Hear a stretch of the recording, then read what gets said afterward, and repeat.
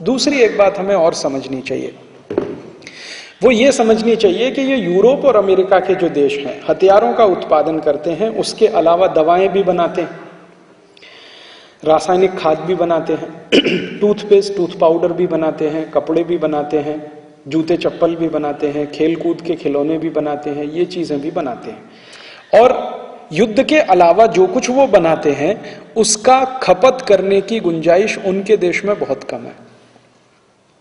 अर्थात अमेरिका और यूरोप के देशों में युद्ध के हथियारों के अलावा जितनी चीजों का उत्पादन होता है उनकी खपत उनके यहां सबसे कम होती है।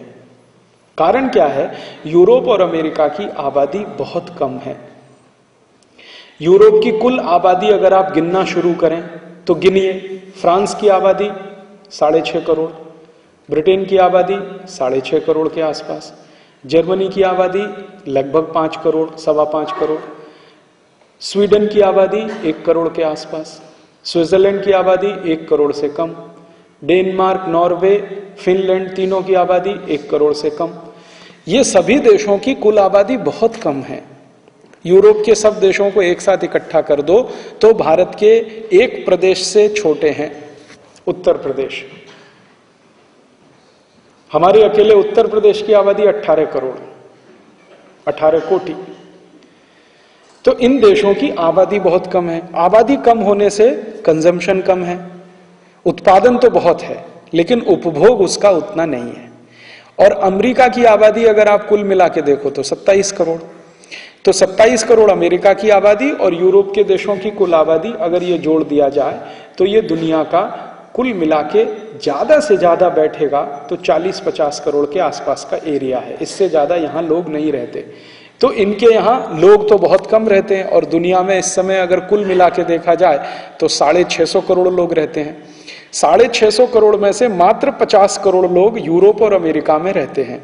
तो इनके यहाँ समस्या क्या होती है कि ये टूथपेस्ट बनाते हैं इस हिसाब से कि 100 करोड़ लोग इस्तेमाल करें, टूथ पाउडर बनाते हैं इस हिसाब से कि 100 करोड़ लोग इस्तेमाल करें, कोई भी चीज बनाते हैं इस हिसाब से कि 100 करोड़ लोग इस्तेमाल करें, लेकिन उनके यहाँ इस्तेमाल करने वाले लोगों की संख्या बहुत कम है।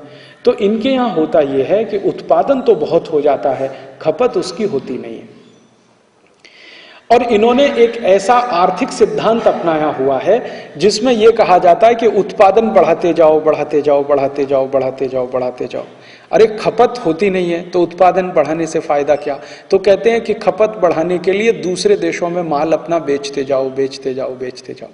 तो माल बने अमेरिका और यूरोप में और बिके दूसरे देशों में जाकर। तो इनकी कोशिश क्या रहती है यूरोप और अमेरिकी देशों की कि ये माल जो भी पैदा करें दूसरे देशों में इनका माल बिकता रहे और ज्यादा से ज्यादा इनका माल बिकता रहे। इसके लिए ये कुछ भी साम दाम दंड भेद हर तरह की नीति अपनाने के लिए लगे रहते हैं। अमेरिका में पैदा हुआ माल यूरोप के देशों में पैदा हुआ माल भारत में बिके, पाकिस्तान में बिके, बांग्लादेश में बिके और पड़ोसी हमारे कोई भी देश फिलीपींस में बिके, इंडोनेशिया में बिके, मलेशिया में बिके, सब देशों में उनका माल ज्यादा से ज्यादा बिके क्योंकि उनके यहाँ अपना माल बिकने की गुंजाइश कम है।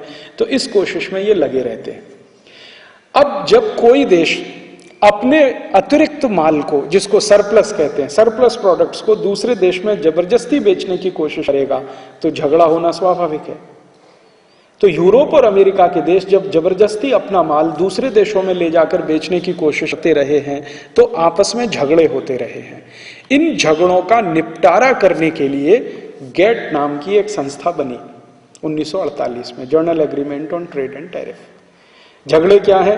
अमेरिकी और यूरोप के देश चाहते हैं कि भारत में सारा माल उनका बिके, भारत के लोग चाहते हैं कि भारत में उनका माल बिके। अब झगड़ा होगा। पाकिस्तान में चाहते हैं अमेरिकी और यूरोप के देश के हमारा सब माल बिके, लेकिन पाकिस्तान के लोग चाहते हैं कि पाकिस्तान में पाकिस्तानी माल बिके।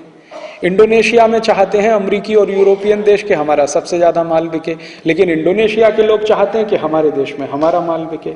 तो इसमें झगड़े होना स्वाभाविक है। तो ये झगड़ों का निपटारा कैसे हो, इसके लिए एक संस्था बने, संगठन बने। यही संस्था और संगठन का नाम रख दिया गैट। ये बन गया 1948 में। मैंने आपसे कहा कि भारत इसके बनाने के समय मेंबर रहा, अमेरिका भी इसमें मेंबर था, फ्रांस भी था, जर्मनी भी था, ब्रिटेन भी था। 23 देशों ने मिलकर इसको बनाया। बाद में क्या हुआ, धीरे धीरे धीरे धीरे और भी देश इसमें शामिल हो गए।